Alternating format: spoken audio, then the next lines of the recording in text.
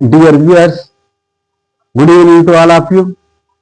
Today I would like to deal with the continuation of adverbs, that is types of adverbs. Previously we dealt with some other types of adverbs. Now I am touching adverb of interrogation. This adverb is used in asking questions అంటాడు. Why, how, where ఈ పదాలు ఉన్నాయి. ఇవి interactive pronouns కాదు, interactive వర్డ్సే కానీ pronouns కాదు, ఇవి adverbs.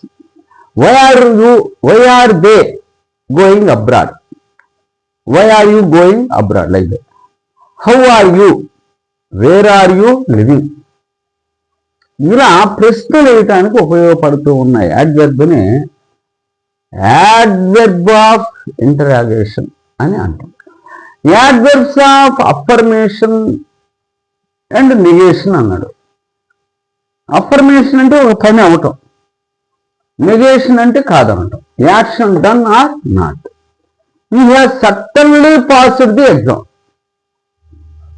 He has passed the exam అనొచ్చు, కొద్దిగా గట్టిగా చెప్పటం. He has certainly passed the exam. Certainly ఏమనాలి దీన్ని? ఈ వెర్బ్ గురించి వర్ణిస్తుంది, మాడిఫై చేస్తాం. దీన్ని అఫర్మేషన్ కింద ఇచ్చాడు, పాజిటివ్గా ఉంది.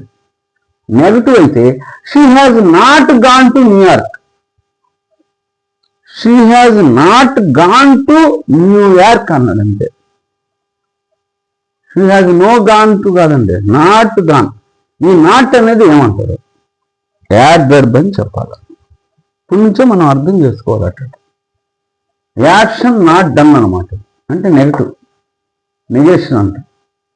యాడ్వర్బ్ ఆఫ్ రీజన్, కారణాన్ని చెప్తాం.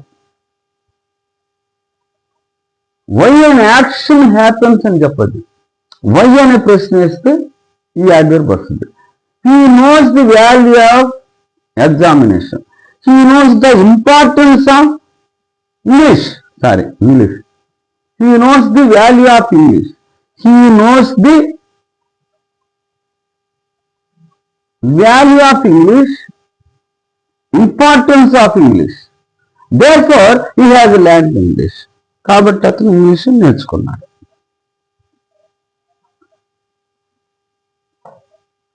ఈ therefore అన్నారే, దీన్ని ఏం చేయాలా? ఎన్నో టైప్స్ చూసాం, ఇది ఎక్కడ వేయాలా? రీజన్ కదా, రీజన్ సంబంధించిందిగా వస్తుంది ఇది, ఒక రిజల్ట్ చెప్పడానికి. దేర్ ఫోర్, కాబట్టి హీ హ్యాజ్ లెర్న్డ్ ఇంగ్లీష్. ఇది ఈ రీజన్ కోఆప్ వచ్చింది అంటాడు. శాలరీస్ ఆర్ లో, జీతాలు తక్కువగా ఉన్నాయి.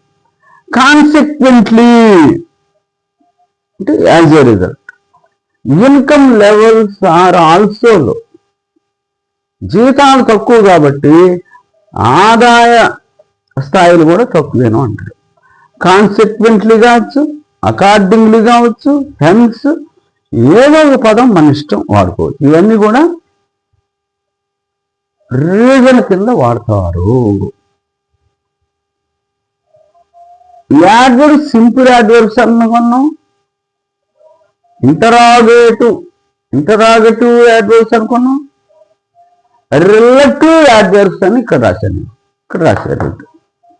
ఇంటరాగేటివ్ అనేటివి ఇక్కడ వచ్చేసాయి. ఇంటరాగేషన్ అంటే ఓవరాల్గా చెప్పుకుంటూ వచ్చి ఇంటరాగేటివ్ యాడ్వర్బ్స్ని ఇక్కడ తీసుకొచ్చి పెట్టారు.